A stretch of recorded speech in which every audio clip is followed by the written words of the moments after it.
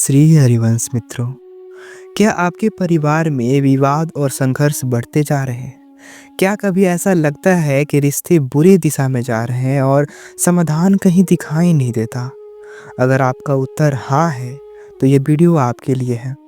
भगवान श्री कृष्ण ने भगवत गीता में उन उपायों की बात की है जो न केवल व्यक्तिगत जीवन में शांति और संतुलन ला सकते हैं, बल्कि परिवार में हो रहे हर विवाद को सुलझाने का रास्ता भी दिखाते हैं। आइए जानें गीता के अनुसार परिवार में शांति और सामंजस्य कैसे स्थापित करें। हमारे जीवन का सबसे महत्वपूर्ण हिस्सा हमारे परिवार में जुड़ा होता है। यह वह जगह है जहां हम अपने दुख सुख साझा करते हैं, लेकिन कभी-कभी मतभेद और विचारों का टकराव हमें परेशान कर सकता है। ऐसे समय में हमें मार्गदर्शन की आवश्यकता होती है और भगवत गीता में श्री कृष्ण ने हमें ऐसे उपाय बताए हैं जो परिवार में शांति और सामंजस्य को पुनः स्थापित कर सकते हैं। गीता का पहला संदेश, खुद को समझो। भगवान श्री कृष्ण ने अर्जुन को खुद को समझने का संदेश दिया था।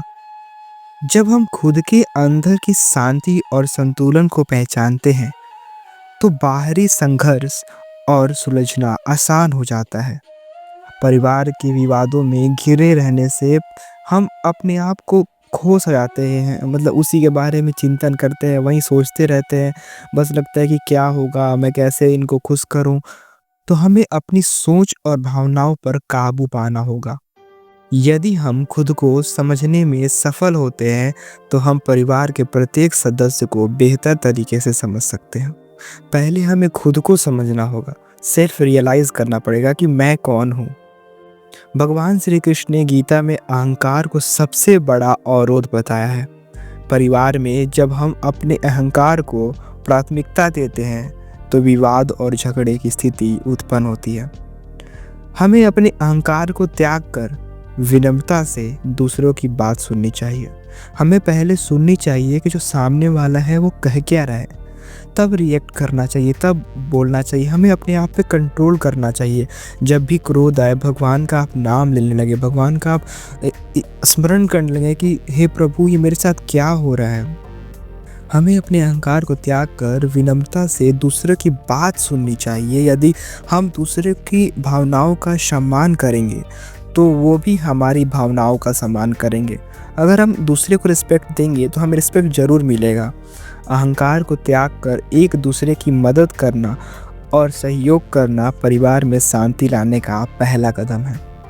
भगवान श्री कृष्ण ने गीता में कर्म को महत्वपूर्ण माना है।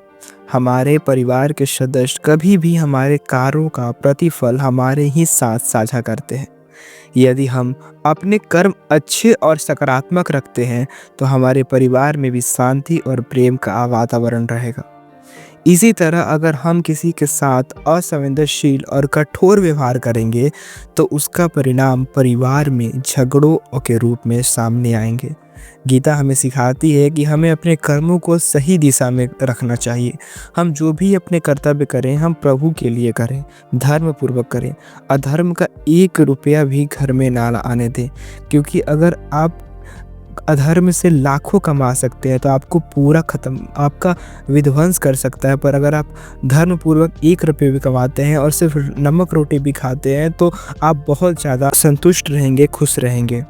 जब परिवार में कोई विवाद उत्पन्न होता है, तो अक्सर हर सदस्य अपनी बात पर अड़े रहते हैं। गीता का संदेश है कि स्वार्थी नहीं, सामूहिक भलाई की सोच रखो। हर सदस्य को यह समझना आवश्यक है कि हमारे परिवार की सामूहिक भलाई ही सबसे बड़ी महत्वपूर्ण है। इस विचारधारा के साथ हम अपने छोटे मोटे मतभेदों को दरकिनार कर सकते हैं और बड़े लक्ष्यों की ओर बढ़ सकते हैं। भगवान श्री कृष्ण ने गीता में संयम और सहनशीलता पर भी जोर दिया है। जब परिवार में तनाव हो, हमें तुरंत प्रतिक्रिया देने के बजाय संयम से काम लेना चाहिए। गुस्से में आकर की गई कोई भी बात रिश्ते को नुकसान पहुंचा सकती है।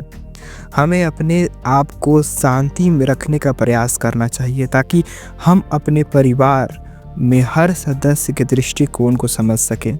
संयम से रिश्ते बेहतर होते हैं। गृहस्थ जीवन में कोई ना कोई गलती होती है, लेकिन जब तक हम एक दूसरे को क्षमा करने की कला नहीं सीखते, तब तक परिवार में सुख और शांति का वातावरण नहीं बन सकता। गीता में श्री कृष्ण ने कहा है कि जो अपने मन को नियंत्रित करता है, वही सबसे श्रेष्ठ है। जब हम किसी के द्वारा की गई गलती को माफ़ कर देते हैं, तो न केवल हम अपना मन शांत रखते हैं, बल्कि दूसरे को भी बदलाव के लिए प्रेरित करते हैं। भगवान श्री कृष्ण की गीता में दिए गए इन उपदेशों को अपनाकर हम अपने परिवार में शांति और संतुलन ला सकते हैं।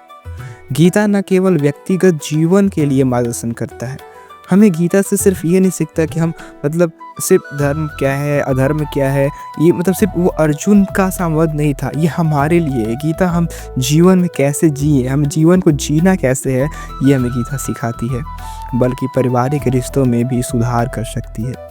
इसलिए हमें खुद को समझकर अहंकार त्याग कर अच्छे कर्मों की ओर अग्रसर होना पड़ेगा, संयम रखते हुए। और ये सब धीरे धीरे जब आप नाम जप करेंगे, सब अगर आपको संयम अपने मन पे कंट्रोल करना है, तो हमें नाम जप करते हुए भगवत गीता पढ़ना, सत्संग सुनना, सेवा करना, अच्छे कर्मों की ओर अग्रसर होकर और संयम रखते हुए अपने परिवार को एक मजबूत और शांति से भरपूर जगह बना सकते हैं।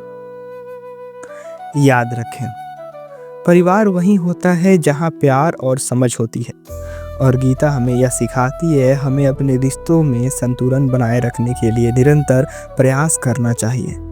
जब हम अपनी सोच को, व्यवहार को गीता के सिद्धांत पढ़ते हैं, तो हमारे जीवन में शांति और सामंजस्य आ जाता है। अगर आप जानना चाहते हैं कि नाम जप की महिमा क्या है और इसका क्या है वैज्ञानिक दृष्टिकोण, तो आप मेरे इस वीडियो को ज़रूर देखें। तो चलिए आपको इस वीडियो में मिलते हैं। जय श्री राधे।